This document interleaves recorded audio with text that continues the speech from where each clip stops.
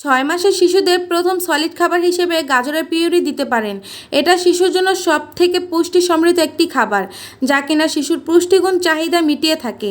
তাই আজকে আপনাদের কাছে তুলে ধরব শিশুর জন্য গাজরের পুষ্টিগুণ, গাজরের কি কি উপকারিতা রয়েছে এবং গাজর শিশুদের জন্য কতটুকু ভালো ইত্যাদি। এই সাথে ব্লেন্ডারে কোনো ধরনের ঝামেলা ছাড়াই কিভাবে গাজরের পিউরিটা তৈরি করবেন। তো হ্যালো এভরিওয়ান, আসসালামু আলাইকুম, welcome back to my another new video. I hope আপনারা সবাই অনেক ভালো আছেন।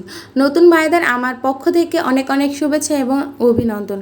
সবার ফার্স্টে আমি একটা গাজর নিয়ে নিয়েছি। এখন এটা আমি ছিলে ভালোভাবে ছোট ছোট করে কিউব আকারে কেটে এটা ভালোভাবে পরিষ্কার করে এখন কিছুটা পানি নিয়ে এখন এটা চুলার উপরে বসিয়ে দিয়েছি। তারপর এটা আমি ভালোভাবে সিদ্ধ করে নিব। এর ভিতরে বলে নেই গাজরের পুষ্টি গুণাগুণ। গাজর শিশুদের জন্য পুষ্টি সমৃদ্ধ একটি খাবার। এতে রয়েছে vitamin K, E, A, sodium, potassium, magnesium, iron, protein, fibre, চিনি, শর্করা ইত্যাদি, যা কিনা একটি শিশুর বৃদ্ধির জন্য খুবই দরকার।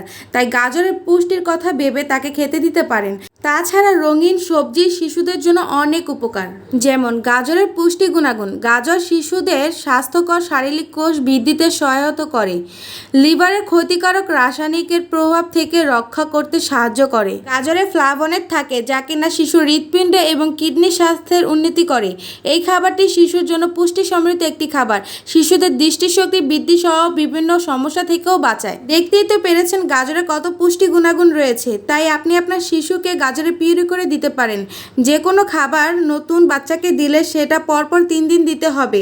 তবে খেয়াল রাখতে হবে সেই খাবারে আপনার বাচ্চার অ্যালার্জি আছে কিনা। যদি অ্যালার্জি থেকে থাকে তাহলে সেই খাবারটা আপনার বাচ্চাকে দিবেন না, বন্ধ রাখবেন। আপনাদের সাথে কথা বলতে বলতে অলমোস্ট আমার গাজরের পিউরিটা তৈরি হয়ে গিয়েছে। সেটা কিভাবে তৈরি করেছে আপনারা ভিডিওতেই দেখতে পেরেছেন। তবে আমি একটু ভয়েসে বলে নেই, সিদ্ধ করার পর সেই গাজরটা আমি একটা ছাঁকনির উপরে দিয়ে হাত দিয়ে ভালোভাবে ম্যাশ করে নিয়েছি। আপনারা চাইলে কাঁটা চামচ বা চামিচ দিয়েও ম্যাশ করে নিতে পারেন। তারপর সেই পিউরিটা বাচ্চাকে দিতে পারেন। তাছাড়া ফর্মুলা দুধ বা বেস্ট মিল্ক অ্যাড করেও দিতে পারেন। আমি যেহেতু আরশির জন্য খাবারটা তৈরি করেছি, গিয়ে দেখি আরশি ঘুমিয়ে গিয়েছে। পরে ভাবলাম আরও কিছুটা দুধ দিয়ে খাবারটা আমি লিকুইড করে ওর ফিটারে ভরে দিই, তাহলে ও ঘুমে চোখে খেতে পারবে।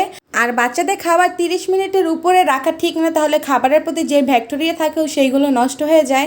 আমি আরশি খাবার অলমোস্ট 30 মিনিটের আগেই শেষ করার ট্রাই করি, কারণ আমি খুব অল্প অল্প করে ওকে দেই, যাতে আমার খুব অল্প সময় খাবারটা শেষ হয়ে যায়। তো এখানে আমি লিকুইড করে আরশির ফিটারে ভরে দিচ্ছি। ও যেহেতু ঘুমিয়ে আছে তাই ভাবলাম এভাবে দেই, তাহলে আমার মেয়েটা খেতে পারবে।